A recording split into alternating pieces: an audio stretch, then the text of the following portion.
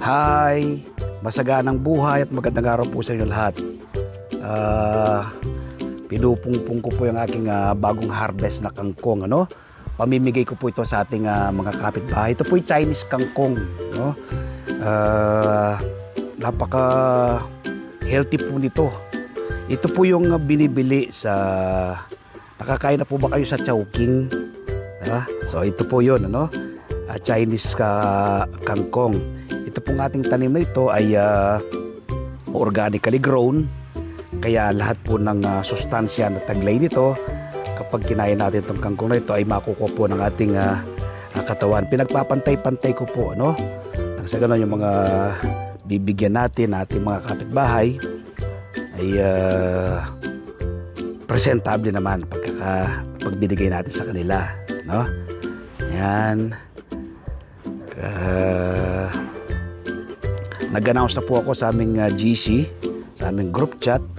First come, first serve, sabi ko po, kung sinong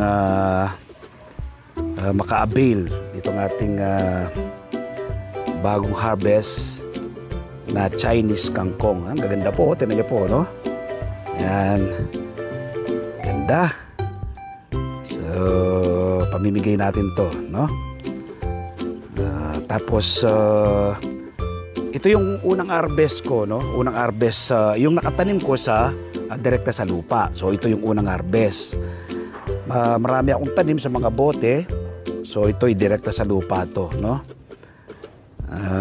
tapos, after 15 days lang dito, pagka itong unang harvest natin na to, after 15 days lang ay pwede ka na mga umharvest.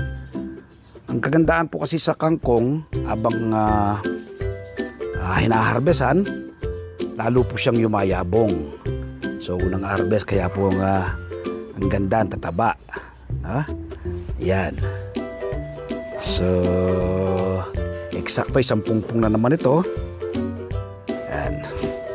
10 pungpong, Ang kaganda po, green na green, Kaya masustansya po ito.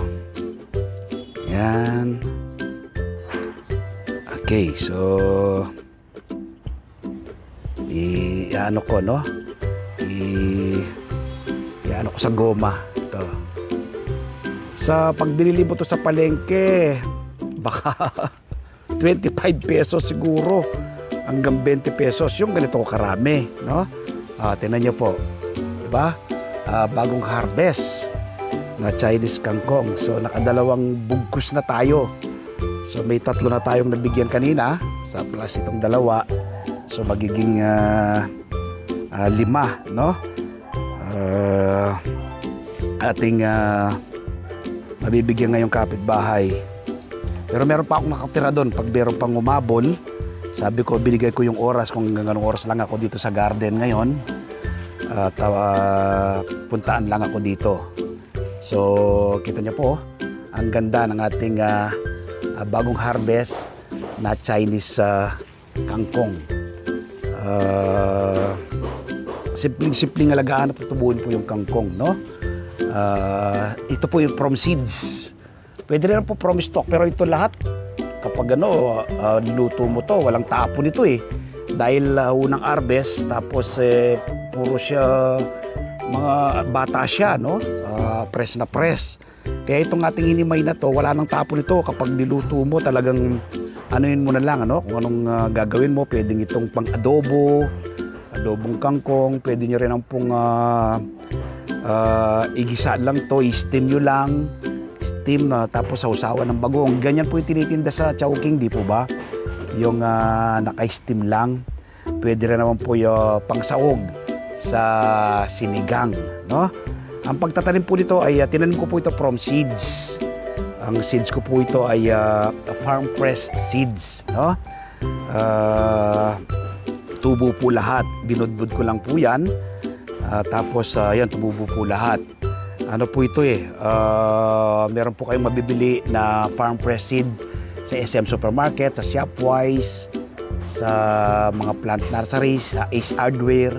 Meron po kayong mabibili ng farm press seeds. Ito pong ginamit ko rito sa ating pinagtaniman ng kangkong na to, Itong ating hinarvest na ito.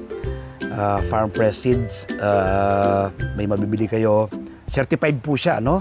May mabibili kayo sa SM Supermarket kapag kayo nag-grocery. Meron po silang naka-display doon. May mabibili po kayong farm fresh seeds. Tapos mula sa pagkakatanim, ano lang po yan, kung gusto mong ito, sinagad ko to 1 month. 1 month, pwede ka nang umarvest. Kapag naka-harvest ka na ng una, every week, harvest ka na ng harvest. Kaya magkakaroon sa panibagong usbong, usbong siya ng usbong. So ito, itong dalawang ito, harvest pa ako sa ating mga tanim na kangkong nang sa ganun ay mabigyan pa tayo. Pagtanim din po kayo ng inyong sariling pagkain. Palagi ko pong sinasabi, napakataas po ngayon ang presyo ng gulay sa merkado. Pero bakit ka pa bibili kung pwede ka namang magtanim? Food security starts at home. Nagawa ko po yung ganitong pagtatanim, magagawa rin po ninyo. So, muli, sa mga gusto pong maka-avail sa ating mga kapitbahay, sabi ko nga, first come, first serve, ay ibibigay natin itong ating bagong harvest na kangkong. Sa iba pong impormasyon at kaalaman, kaugnay ng pagtatanim ng iba't ibang uri ng halaman sa pamagitan po ng organikong pamamaraan, iniimbitan ko po kayo na manood ng aking TV show na Masaganang Buhay. Alas 7 hanggang alas 8 ng umaga sa 1PH, Signal TV, Channel 1 ng TV5. Napapanood din po sa RPTV, YouTube at Facebook. Kapag araw po ng Martes, umaga po kayo ng kopya ng Pilipinos. Ngayon, meron po ang column dyan. Isinusulat ko po sa aking column ang iba't ibang do-it-yourself tips at ibang sekreto sa pagsasaka. Sa Facebook page, Facebook profile, TikTok, nagbabahagi rin po tayo ng kaalaman. At siyempre, yung hindi pa po nakasubscribe sa aking YouTube channel, ang Bagsak Reporter, mag-subscribe na po kayo. Like and share, click the bell button na sa kanon, ma-inform po kayo kapag magbabago akong video upload, video tutorial upang ma-share ko po sa inyo ang payaram na talento ng ating Panginoon.